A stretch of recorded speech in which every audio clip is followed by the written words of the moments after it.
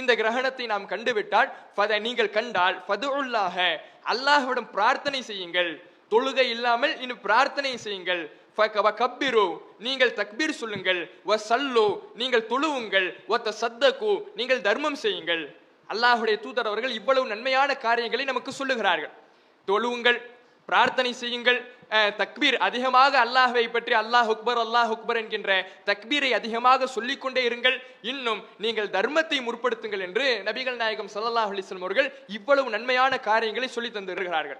இன்னொரு இடத்திலே அல்லாஹ்வுடைய தூதர் அவர்கள் சொல்லுகிற பொழுது ஃபைதா ரஐத்தும் ஷைஅன் மின் ذلك இந்த கிரகணத்திலிருந்து ஏதேனும் ஒன்றை நீங்கள் கண்டால் ஃபஃஸஉ இலா ذிக்ரிஹி வ துஆஇஹி வ இஸ்திக்ஃபாரிஹி நீங்கள் அந்த அல்லாஹ்வை நினைப்பதின் பக்கமும் திக்ர் செய்வதின் பக்கமும் அல்லாஹ்விடத்திலே பாவ மன்னிப்பு தேடுவதின் பக்கமும் அல்லாஹ்விடத்திலே பிரார்த்தனை செய்வதின் பக்கமும் விரைந்து செல்லுங்கள் என்று நபிகள் நாயகம் ஸல்லல்லாஹு அலைஹி வஸல்லம் அவர்கள் நமக்கு சொல்லி தந்திருக்கிறார்கள்.